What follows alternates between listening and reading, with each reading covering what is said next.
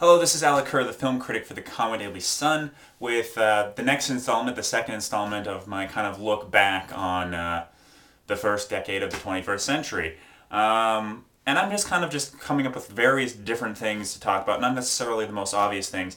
And so somewhat I kind of feel missed the boat. It could have been something, a bigger star maybe. It's Jason Biggs, and I know people are kind of scoffing me here, but I recently watched the last like 30 minutes, 45 minutes of the movie Loser from 2000. Um, in the last week or so, I watched it. Watched it twice, and it's not a great movie. It's Amy Heckerling wrote and directed it, and she did Clueless and Fast Times at Ridgemont High. And so she's definitely kind of one of the voices of the teen movie genre.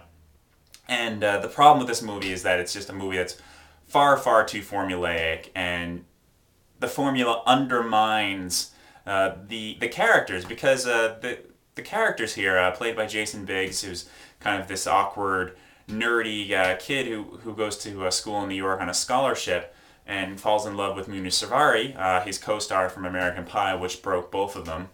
Um, and they just have this really nice chemistry together. I mean, they're really cute and sweet together, and it's really hard to get chemistry like that, and they just work together.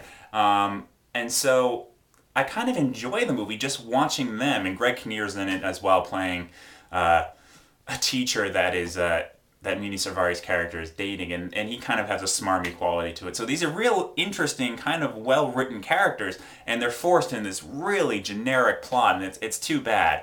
But just watching it, I was really taken by Jason Biggs' performance because it really was likable, and he has a certain quality to him.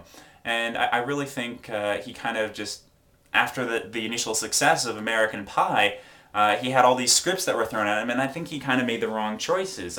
Another film that's not great, I mean, it's a pretty mediocre film that is still kind of watchable, is Saving Silverman with Jack Black and Steve Zahn and Amanda Peet. And again, it's not a great movie, but there are elements of it that are watchable.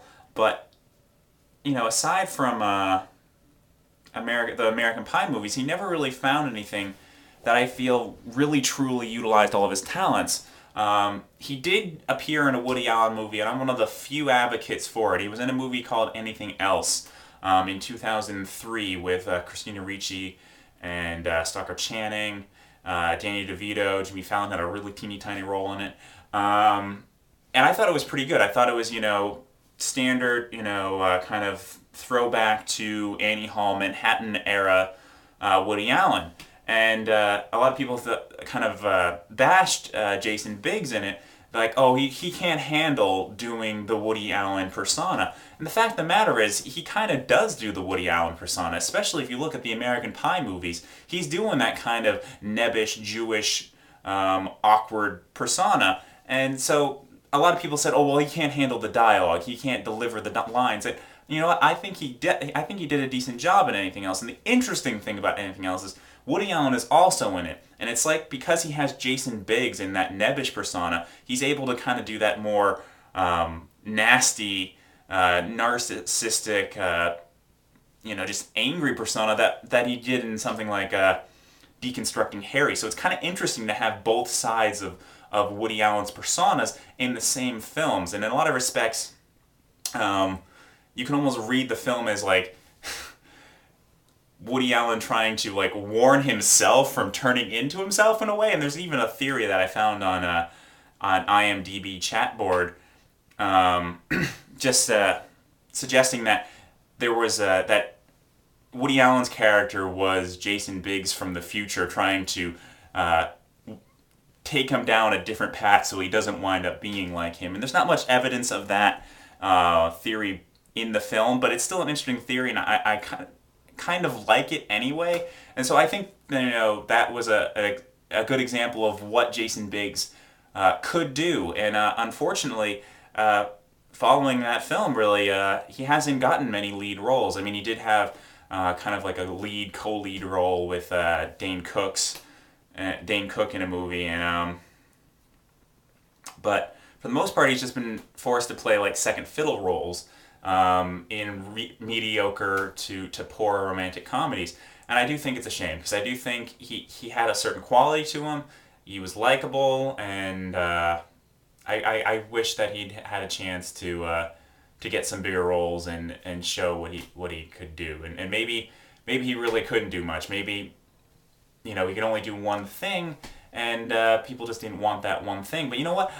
I don't buy that whole idea that, oh, if an actor can only do one thing, then he's no good. Because you go back into classic films, actors like Cary Grant. I mean, he had that Cary Grant persona, and you saw it again and again, but it was so good. Same thing with John Wayne.